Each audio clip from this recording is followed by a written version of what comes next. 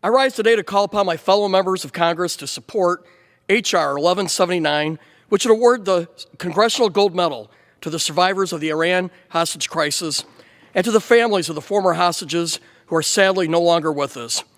Over 40 years ago, in November of 1979, protests in the Iranian capital of Tehran led to crowds storming the United States Embassy and taking the staff inside as hostages.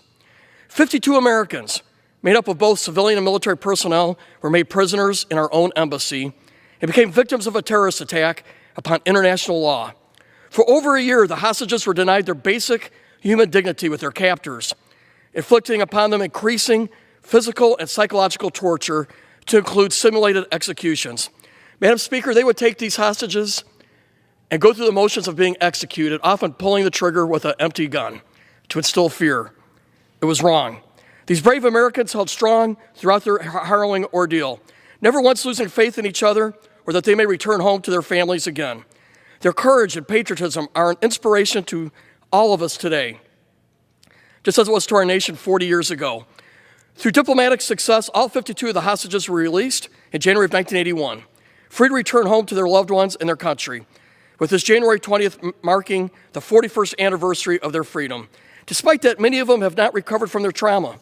To this day, still haunted by what they had to endure.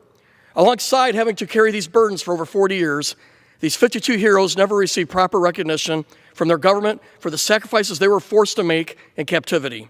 They are true American heroes, and it's time that Congress acknowledges them as such, which is why I call upon my colleagues in support of H.R. 1179. The awarding of the Congressional Gold Medal to the survivors and the families of the deceased will not only bring justice to these patriots, but also demonstrate this nation's commitment to protect those whose human rights would be violated. This bipartisan bill is a symbol of our nation's ability to come together to honor our heroes. Currently, there are 145 co-sponsors of this bill, with a near even split between Democrats and Republicans. Additionally, I'd like to thank the tremendous efforts of Commission 52 for helping to spread the awareness of this bill and gathering support for it. The commitment to righting the wrongs of over 40 years ago is an inspiration to all. Thank you for your time and consideration. Madam Speaker, I yield back. The gentleman yields.